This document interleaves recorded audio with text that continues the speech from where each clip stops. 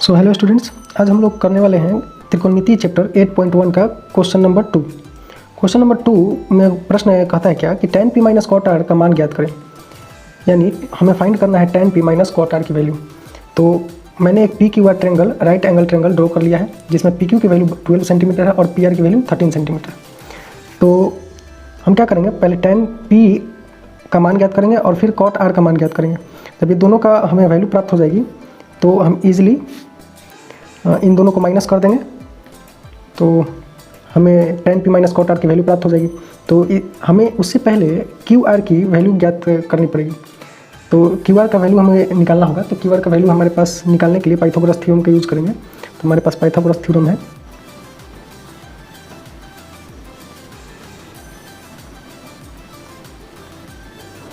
चलेंगे Pythagoras theorem से। तो पाइथागोरस थ्योरम के अकॉर्डिंग हम जानते हैं क्या कि पी आर का square is equal to P Q का स्क्वायर प्लस क्यू आर का स्क्वायर। तो पी आर का वैल्यू हमारे पास है 13, इसका स्क्वायर करेंगे। पी क्यू का वैल्यू हमारे पास है 12, स्क्वायर करेंगे, प्लस क्यू आर की वैल्यू हमें फाइंड करना है। क्यू आर का स्क्वायर 13 का 169 होल स्क्वायर और 12 का 144 होगा, प्लस क्यू आर का स्क्वायर। तो 169 144 इस तरफ आएगा, 144 माइनस में आएगा क्यू आर का स्क्वायर। इसे जब माइनस करेंगे तो हमारे पास आएगा 25 is equal to Q R का स्क्वायर। इधर से यदि स्क्वायर हम हटा दें तो इस पे आएगा root 25 is equal to Q R. इसलिए क्यू आर की वैल्यू हमें मिलेगी 5। तो 5 सेंटीमीटर हमें क्यू आर की वैल्यू मिलेगी। तो अब हमें यहाँ फाइंड करना है tan p minus cot R. तो tan p पहले हम फाइंड करेंगे। ऐसे साथ में भी हम कर सकते हैं। tan p minus cot R को मैं एक साथ ही कर लेता हूँ इसे हल। tan p minus cot R. तो tan p का मतलब है कि tan थीटा। तो थीटा की जगह पर हमारा यहाँ p दिया हुआ है, तो हम p के अकॉर्डिंग चलेंगे, ट्रायंगल देखेंगे। तो p एक एंगल है, तो p के ठीक सामने वाला जो साइड होता है, भुजा होता है, वो लंब हो जाता है, परपेंडिकुलर। तो ये हमारा क्या हो जाएगा, परपेंडिकुलर। और ठीक है, इसके बगल वाला भुजा जो साइड हो जाएगा वो हमारा बेस हो जाएगा, आधार। और पी आर जो है ये हाइपोटेनस, ये चेंज नहीं करता है, ये कर्न हमेशा चेंज नहीं करेगा, ये ऐसे ही रहेगा। तो tan थीटा का फॉर्मूला हमारे पास होता है p by B minus cot theta का फॉर्मूला होता है b बाई p। ये दोनों ठीक एक दूसरे के अपोजिट होते हैं फॉर्मूला। तो tan p के अकॉर्डिंग चलेंगे तो सामने वाला हो जाता है लंब। तो p की जगह पर हम लिखेंगे क्यू आर। एक चित्र के अकॉर्डिंग देखेंगे तो p के ठीक सामने वाला जो भुजा होगा ये क्यू आर, ये लंब हो जाएगा।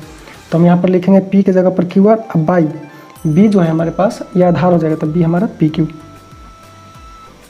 माइनस। अब यहाँ कॉट आर के अकॉर्डिंग देखेंगे तो कॉट आर यानी कि हमारे पास थीटा ये आर होगा। तो आर के ठीक सामने वाला जो एंगल होगा वो लंब होगा, लंब परपेंडिकुलर होगा, तब पी क्यू। पर हमें चाहिए तो आधार, तो ये लंब हो जाएगा पी क्यू, तो क्यू आर हमें हमारा आधार हो जाएगा। तो हम लिखेंगे क्यू आर जो हमारा आधार है, बेस। तो यहाँ बी के जगह पर क्यू आर, अब बाई पी। तो आर के अकॉर्डिंग तो चलेंगे तो पी क्यू हमारा परपेंडिकुलर होगा, लंब। तो Q R by P Q minus Q R by P Q, यहीं पर भी हम कट कर सकते हैं, क्योंकि एक प्लस में और एक माइनस में। लेकिन कट करने से अच्छा है कि हम वैल्यू रख देते हैं उसका, फिर कट करेंगे तो थोड़ा सही होगा। तो क्यू आर का वैल्यू हमारे पास 5 है, तो हम लिखेंगे 5। अब पी क्यू का जो वैल्यू हमारे पास 12 माइनस फिर से 5 अब बाई 12। ये प्लस में 5/12, 5/12 माइनस में कैंसिल होने के बाद आएगा हमारा 0। तो ये हमारा आंसर हो गया। Means tan p minus cot R का जो वैल्यू हमें प्राप्त हुई है वो हमें 0 प्राप्त हुई, आंसर। अब हम लोग क्वेश्चन नंबर करेंगे 3। तो क्वेश्चन नंबर 3 है कि if sin a is equal to 3/4 तो calculate cos a and tan a। Means दिया गया है कि sin a की वैल्यू जो है 3/4 है, तो हमें cos a और tan a की वैल्यू ज्ञात करनी है कि cos a और tan a का मान कितना होगा। तो इसका मान निकालने से पहले हमारे पास है क्या वो देखेंगे। तो हमें प्राप्त है sin a इक्वल टू 3/4, ये गिवन है, ये दिया गया है गिवन। अब ये जो 3/4 है, sine A equal to 3/4, sine A equal to 3/4 जो है, अगर फार्मूला के अकॉर्डिंग हम चलें तो ये 3/4 जो हुआ, यानी साइन थीटा का फार्मूला हम जानते हैं क्या, साइड में देख लेते हैं। साइन थीटा का फार्मूला हम जानते हैं P/H लंब बटा कर्ण, यानी कि साइन थीटा यानी ए जो है एंगल है हमारा, तो ये हम ट्रायंगल एक पहले बना लेते हैं, फिर आपको समझ में आएगा। हम यहाँ पर ले लेते हैं ट्रायंगल। अब ट्रायंगल हम ABC लेंगे। ABC ही क्यों लेंगे, PQR क्यों नहीं लेंगे, क्योंकि यहाँ साइन ए एंगल थीटा ए कहा जा रहा है, इसलिए हम एंगल ABC लेंगे। ABC ये हमारा राइट एंगल ट्रायंगल है।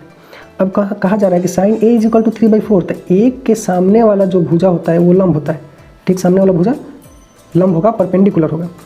तो हमारे पास अगर इस फार्मूला के अकॉर्डिंग देखें आप, तो ये लंब हमारा ऊपर का होता है और कर्ण नीचे का होता है, तो 3 हमारा लंब होगा। तो ठीक है, एक सामने वाला भुजा जो है 3 होगा हमारा, क्योंकि सामने वाला भुजा क्या हो जाता है, लंब, और ये नीचे वाला जो है वो हमारा कर्ण हो जाता है। तो ये यहाँ नहीं होगा, यहाँ होगा कर्ण 4। तो साइन ए इक्वल टू 3/4 हमारा है मान दिया हुआ। साइन ए इक्वल टू 3/4 में 3 जो होगा परपेंडिकुलर होगा लंब, और 4 जो होगा कर्ण। एक फॉर्मूला के अकॉर्डिंग अगर चले तो कर्ण होगा हाइपोटेनस होगा, तो ये हम AC की वैल्यू 4 हो जाएगी। हमें AB ज्ञात करना होगा, क्योंकि जब तक हम AB ज्ञात नहीं कर पाएंगे तब तक ना cos A और tan A को कैलकुलेट नहीं कर पाएंगे, इसलिए इसे कैलकुलेट करने के लिए हम AB ज्ञात करेंगे। तो AB ज्ञात करने के लिए हमें पाइथागोरस फार्मूला लगाने की आवश्यकता होगी। तो हम चलते हैं पाइथागोरस सूत्र से।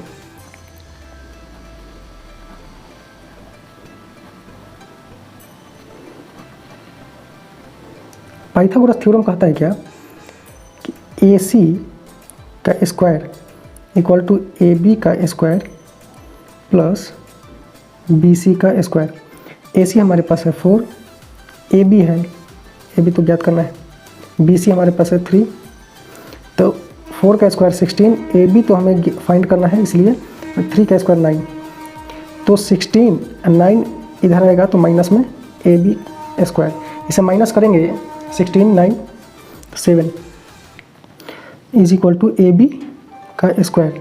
जब स्क्वायर उधर से हटाएंगे तो 7 पर रूट आएगा AB, इसलिए हमें AB की वैल्यू कितनी मिली, √7, यानी AB हमें √7 मिला। तो जब AB हमें √7 प्राप्त हुआ तो हम क्या करेंगे, cos A और tan A, cos A और tan A को कैलकुलेट करेंगे। इसलिए cos A का फॉर्मूला होता है B/H। B मतलब होता है आधार, H मतलब होता है कर्ण, मतलब बेस बाई हाइपोटेनस। तो आधार हमारा, यहाँ आप ध्यान से देखें तो cos A कहा जा रहा है कि थीटा आप A के अकॉर्डिंग चलें, A के अनुसार। तो A के अनुसार चलेंगे तो सामने वाला भुजा लंब हो जाता है, और हमको चाहिए तो ऊपर में आधार। तो सामने वाला भुजा जब लंब हो जाता है, कोण A का ठीक सामने वाला भुजा लंब होता है, तो साइड वाला आधार होगा, यानी AB हमारे पास आधार हो जाएगा AB। अब बाई कर्ण तो कभी चेंज होगा नहीं, तो ये AC रह जाएगा। तो AB का वैल्यू हमारे पास कितना, हम अभी प्राप्त किए हैं √7। अब बाई AC का वैल्यू हमारे पास है 4, तो ये cos A हमें प्राप्त हो गया। अब tan A, अगेन हमारा tan A क्या होगा, फॉर्मूला होता है P/B, तो P/B यानी लंब बटा आधार। ये फार्मूला आपको याद रहना चाहिए, अगर ये फार्मूला आपको याद नहीं होगा तो मैथमेटिक्स कैलकुलेशन करने में कठिनाई होगी और समझ में आना भी थोड़ा मुश्किल हो सकता है, इसलिए फार्मूला को आप अच्छे से याद कर लें।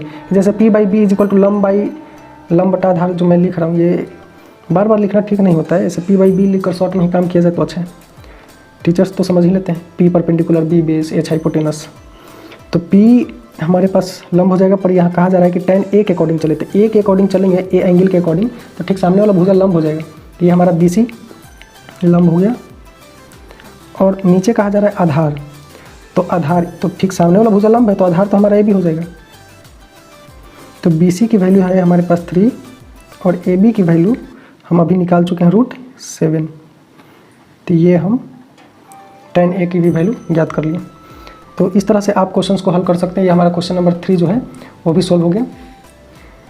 अब हम लोग क्वेश्चन नंबर 4 करेंगे। क्वेश्चन नंबर 4 दिया गया है कि given 15 cot A is equal to 8, find sine A and sec A। तो फिर यहाँ हमें प्राप्त है, जो दिया गया है वो 15 cot A is equal to 8, ये हमें गिवन है, मीन्स दिया गया है। तो हम क्या करेंगे, cot A is equal to 8, 15 इधर कॉट ए के साथ गुना के रूप में, मल्टीप्लाई के रूप में है, तो हम इसे डिवाइड के रूप में इधर लाएंगे, भागा के रूप में लाएंगे। तो 8/15 cot A is equal to 8/15। तो अब कहा जा रहा है कि कॉट ए के अकॉर्डिंग आप देखिएगा तो ये होता है, अब इसका फार्मूला पहले हम जानेंगे। कॉट ए का फार्मूला क्या होता है, तो tan थीटा का ठीक उल्टा होता है कॉट ए। तो tan का हम लोग जानते थे लंब बटा आधार P/B, कॉट का हो जाएगा B/P, ठीक अपोजिट उल्टा। तो अब कहा जा रहा है कि आप पहले एक ट्रायंगल बनाइए। ट्रायंगल हम राइट एंगल ट्रायंगल ड्रॉ करेंगे, समकोण त्रिभुज। इसमें हमारा A, B एंड C। कहा जा रहा है क्या कि cot A is equal to 8/15। A के अकॉर्डिंग चलेंगे तो सामने वाला भुजा BC जो होगा लंब हो जाएगा, परपेंडिकुलर होगा। और ऊपर में तो फार्मूला कहता है कि आधार है, तो आधार AB हो जाएगा हमारा। तो आधार का मान 8, यानी कि AB की वैल्यू हमारे पास 8। और ठीक A के सामने वाला जो भुजा होगा, कोण A के ठीक सामने वाला भुजा वो लंब होगा BC। तो ये 15, 15 हो जाएगा। अब हमें फाइंड करना है sine A and sec A, ये दो का वैल्यू हमें फाइंड करना है। तो हम लोग इसे साइन A का वैल्यू फाइंड करने से पहले साइन में फार्मूला होता है P/H, यानी लंब बटा कर्ण, P/H फार्मूला होता है। तो H हमें प्राप्त होना चाहिए, H मतलब हाइपोटेनस कर्ण। तो AC प्राप्त करने के लिए हम क्या करेंगे, पाइथागोरस थ्योरम का यूज़ करेंगे। हम चलेंगे पाइथागोरस थ्योरम से।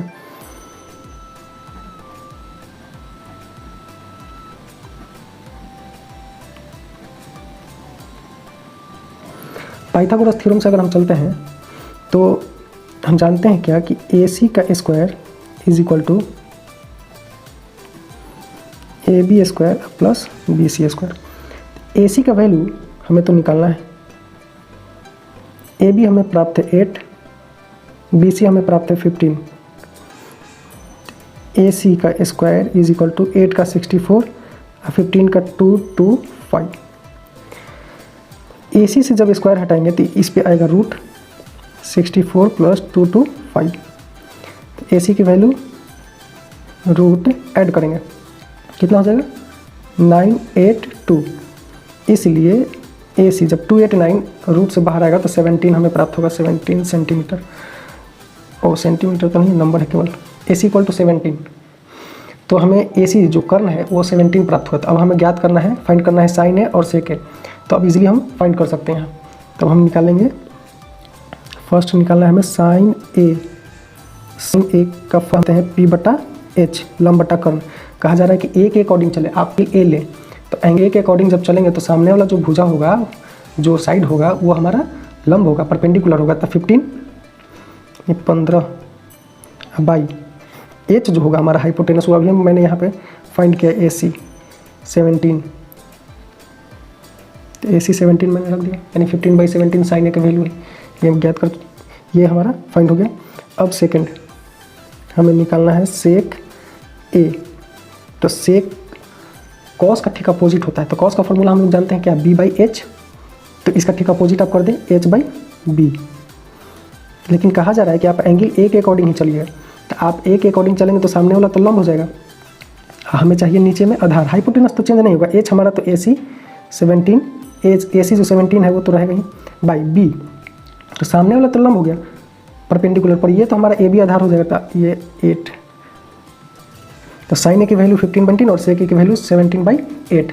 तो ऐसे आप चाहे तो का मैथमेटिक्स हल करने की कोशिश कर सकते हैं। मैं उम्मीद करता हूँ कि क्वेश्चन नंबर 4 तक को अच्छे से समझ में आया होगा। तो क्वेश्चन आज इतना ही। Thank you students.